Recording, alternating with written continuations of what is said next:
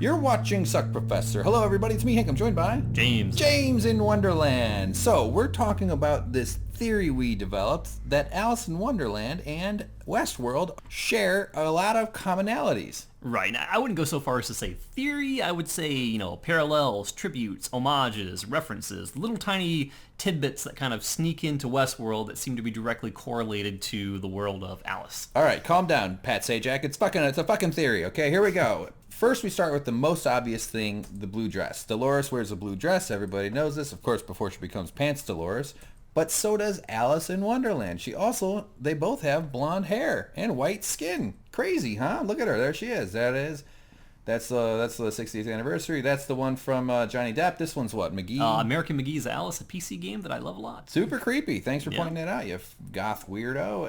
Halloween costumes is some there. We just Google image, and if you do this one here, you just start scrolling through all these, and you start to feel like a real perv. That didn't take long. Yeah, so there is definitely a singular costume that's associated with Alice. The whole apron, blue dress, blonde hair, it's a thing. Boom. And Dolores, blue dress, blonde hair, probably an apron at some point. The book.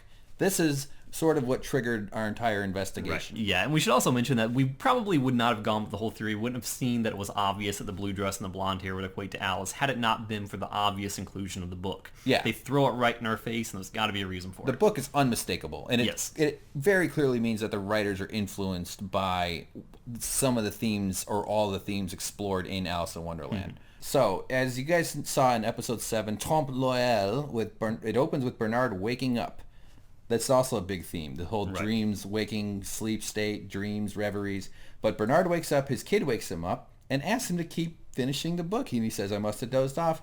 So he goes into reading this book right here, which is pretty clearly the Alice in Wonderland Adventures by Lewis Carroll. I almost said Lewis and Clark. Now, we don't actually see the cover, but...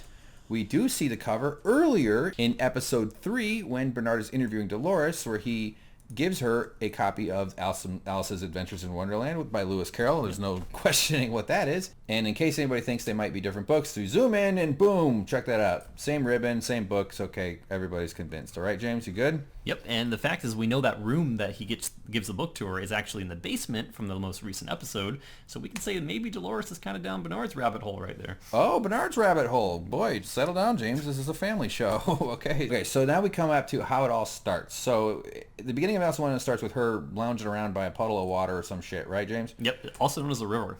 Oh, thank you. That's a river. Then she's surprised by a white rabbit runs by. Yes. Right? And she goes, "Oh my God, a white rabbit!" So we went ahead and made it funny for everybody, just to put Dolores' silly face on it. Yeah, that's just for kicks and laughs. So the important context of all this is that in the beginning of Alice in Wonderland, there is a scene where Alice is drowsy, she's dozing off when she's kind of in a field next to a river, and her sister's sitting under a tree reading a book. Yeah. So she kind of goes through a period where she's sort of daydreaming / dreaming when she enters her dream world being Wonderland. And it's at that point that she starts seeing the rabbit. Yeah, right. And that's what triggers the entire adventure. Yes. So this is where she sees the rabbit. She goes, "Oh, get back here, rabbit." I did that in the editing there, James. That's pretty fun. Yeah. So boom, off she goes. She runs off. "Come back here." There it goes down the hole. You chase the rabbit down the hole. She didn't even go get any supplies, no Cliff Bars, no tactical flashlights. I think she was irresponsible, but hey, what can you do? James wanted to point out something about the rabbit. Right. And just to kind of preface this a little bit, we're kind of talking about similarities between characters in Alice in Wonderland and in Westworld, but we're not saying that there's a one-to-one relationship between any of the two characters. I think there's a lot of elements from multiple characters that kind of go into elements of the Westworld characters. Yeah. So we're not trying to say this is exactly, the same. But when I look at the rabbit, two things jump out at me right away. The first is that he wears that vest, which is very similar to the vest that Dr. Ford wears. The second thing is the obvious one, the pocket watch. Right there, yeah. There's no denying that what's at the end of that chain is a pocket watch with Dr. Ford, and there's no denying that what we're seeing with the rabbit is a pocket watch. Yes. The other theory is that he's sponsored by Nike. Could be. It's a swoosh. Okay, Yes. so... And the other thing is, even in a more symbolic tone, you can think about Dr. Ford as being not a watchmaker, but he's the one who holds the watch. He's the only one that we see consistently with a timepiece on him. Yeah. He is the lord of the world, of the Westworld. He is the controller of time, which could also be he is the one who has domain over things that are mechanical. Yeah. He's the one that controls the host. He's the one that holds the clock. And even more in the nose, he has the ability to control time in a sense in Westworld. He can put the hosts in a freeze state. Yeah, not to mention that they're all living these loops, these repeating cycles, Exactly. and so there's a whole theme with time. Plus, they both have the same haircut. Yeah. They both have the same hair. And look, white shoes. There's a reference to white shoes. I don't know what that means. And they're both totally baked. They're both completely stoned out of their fucking mind because they both live in California. So speaking of the kind of waking up thing, is that the opening sequence, this is the very first episode of Westworld. The opening of the entire episode, though, is also about how a young blonde woman wakes or is sort of in a sleep mode, right, James? So this is the first shots you see in the entire episode, in the entire series. I mean, Dolores is just powered down. Fly crawls on her eye. That happened to me once. It was horrible. I closed my eye and I ended up digesting its nutrients slowly because of my eyelashes. But then she wakes up. This is all just the first sequence of the very first episode. And this is another interesting parallel because when you think about Alice enters Wonderland by physically falling asleep.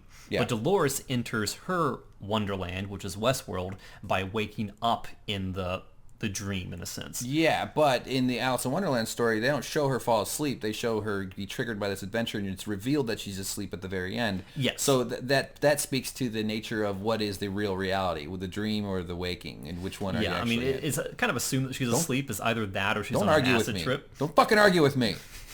So the key is our next topic here. We got the key. This is quick. Alice has to find a key, or she sees a key. She knows she needs to get the key. She's got to get through these doors. Immediately after falling through the rabbit hole, she goes into a hallway with a bunch of doors, and she can't get through one of the doors because she doesn't have the key. Yeah. Eat me, drink me, get bigger, get smaller, so she eventually gets the key. And what does a key represent? A key is something that allows for an opening of a door, an opening of a passage. The person who holds the key is the person who is in charge. Rick Moranis. Yes, who has control over a situation, has control over a certain domain. Yes, exactly. That's all the key stuff. So who has a key in Westworld, though? We don't see a lot of keys, but a key character, wink wink, has a key.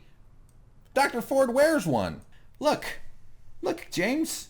He's got a key, he's got a family crest, and it contains a chiclet. Yeah, I don't feel like Westworld technically will do anything that's a wasted action. It seems like everything that they do is plotted out, is planned, and has some sort of meaning, whether it be a significant meaning or a subtle meaning. So yeah, anyway, there's a key.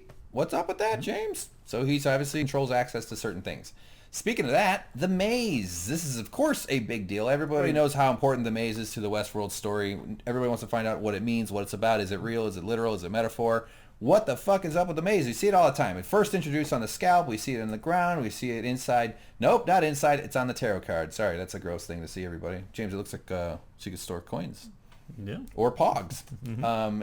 There it is on the casket. You see it everywhere. That's on the table. That's in Arnold's book. That's when they're trying to burn Teddy with it before Teddy goes into superpower mode and kills everybody. There are clear parallels because Alice in Wonderland is filled with maze shit. There's the labyrinth. There's the Queen of Hearts. This is her like castle and the hedge mazes. Yes.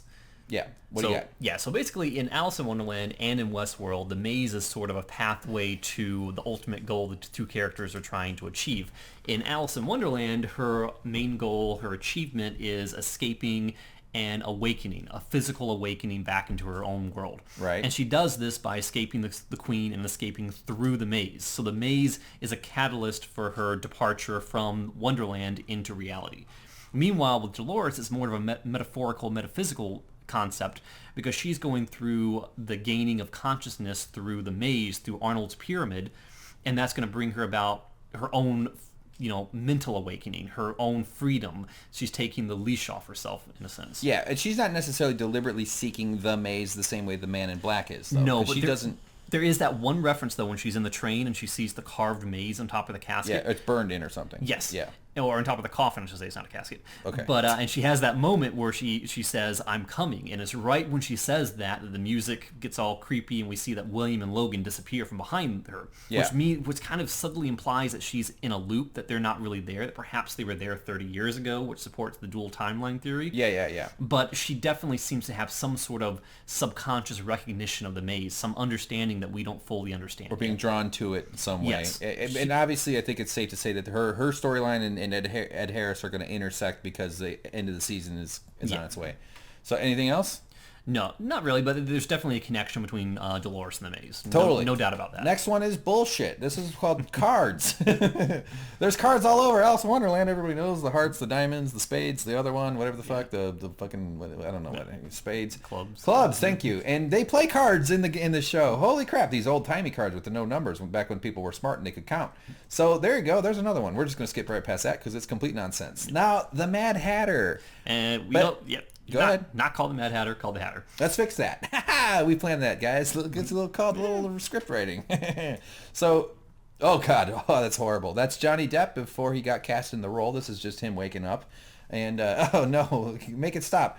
Where we introduced to the Mad Hatter in Westworld is when Bernard wakes up in episode 7, and his kid, and he's like, oh fuck, I woke up, and sorry, I was asleep, and his kid tells him, you're at the madman part, and he's like, oh gee, I just fit off. Again, sleep, reality. What does it all mean? So he just immediately resumes reading, and we're going to play the passage that he reads because it's kind of important. Who says, if I had a world of my own, everything would be nonsense. Nothing would be what it is, because everything would be what it isn't. Whoa. That could pretty much be the logline for Westworld. Yeah, if I had a world of my own, well, Arnold and Bernard, not Bernard, but Arnold and Ford had a world of their own. Yeah, and you can't tell what is and what isn't. Yes. So it's all kind of up in the air. All right. Anything else you want to add? No, that's pretty much it for that section. All right, awesome. Reflections. This one's really big, too. I think this is interesting. So as Alice in Wonderland begins her story, she is kind of looking at her reflection. She's sort of dozing off. She's bored. She reaches out and touches it. Pretty innocent, normal thing to do. Nothing too substantial. But there's a lot of meaning to the reflection thing. Right. And at the beginning of Alice in Wonderland and the sequel that we'll get into in a little bit through the Looking Glass, they both start off with symbolic reflections. Reflection is what triggers her into entering her dream state, which takes her on the path after the rabbit. Yeah. And a reflection also is the driving force in the sequel, which we'll get to in a moment. Yeah, and there's a very strong parallel to reflections in Westworld, which we're also going to show you guys. So, all right, so the sequel James talked about was Through the Looking Glass by Lewis Carroll. I didn't know Humpty Dumpty was in this whole thing, but I guess that's fine. I don't know. Yeah, that's a new one on me too. Yeah, it'd be really creepy if I had it all. It's like when you know where all the high schools are. Like, come on. So Through the Looking Glass starts in a very interesting way. When we Googled this, we looked this up, and James actually found it on Wikipedia, and he goes, whoa, holy crap, hold on, this is important. It goes, Chapter 1, Looking Glass House. Alice is playing with a white kitten, whom she calls Snowdrop, and a black kitten, whom she calls Kitty, the offspring of Dinah, Alice's cat and Alice's Adventures in Wonderland, when she ponders what the world is like on the other side of a mirror's reflection. So two big things jump out, obviously, the white and the black cat, and then the being triggered by a reflection to wonder, what is there more? Is the reality I'm in the only reality that I can experience? Exactly. Anything to add, James, or did I do it right? No, that's pretty good. So there's some original drawings from Through the Looking Glass of Alice. That's her holding the black cat, that's the white cat, and that's their mother, Dinah the cat. So we got the black cat, the white cat, and of course it relates to William and his choice of black hat. Well, white hat, I got it wrong. Black hat. This is obviously symbolic. It's something done in a lot of movies. The white hat's the hero, the black hat's the villain.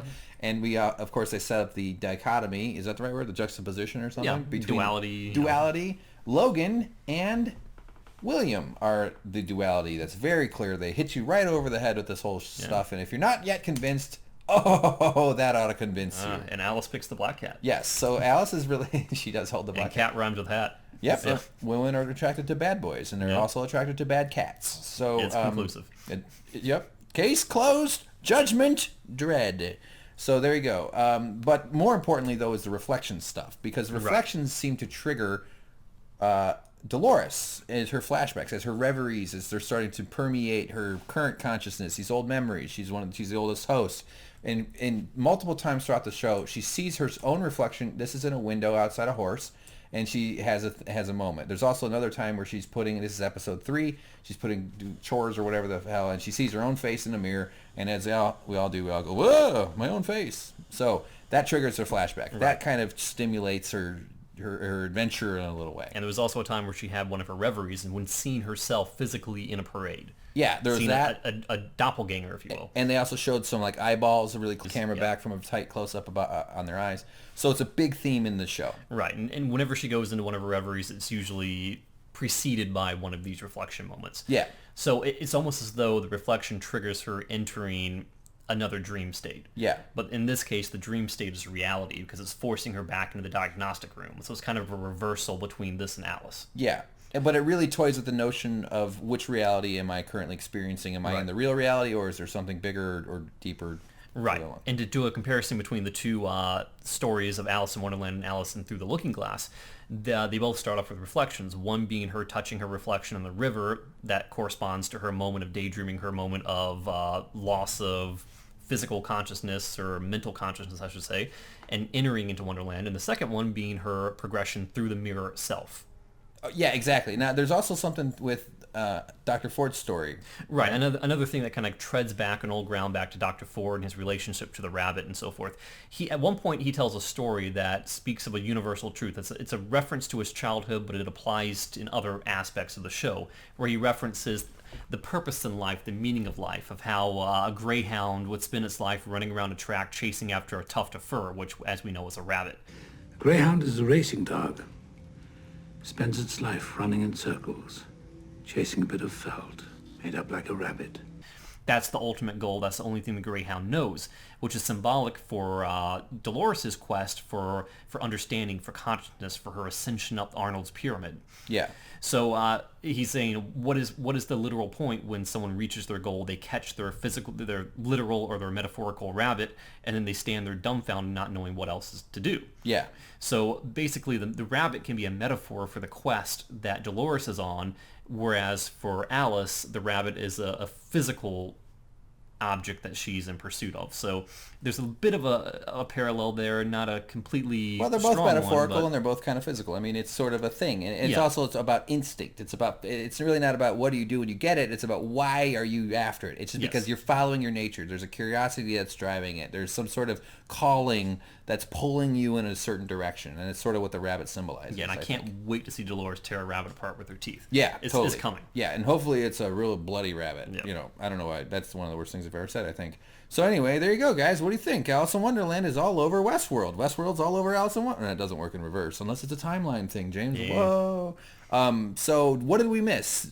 Are we full of shit? Is this a bunch of nonsense? Is it weird that two grown men put this much effort into making a video talking about Alice in Wonderland and girls in blue dresses? What do you think? Let us know. We want to hear from you. We love everybody who's been watching our big recaps. If you haven't checked those out, look in the description. There's lots of them. We've been talking the show out. We're getting really deep into the weeds here. And thanks to everybody who's subscribing and liking and commenting. We are so encouraged by all your nice comments and everything that everybody's saying and stuff. Even if we can't respond to everybody, we still see everything. So it's been a real treat for our channel to be so busy and active with all the attention, which is awesome. So James?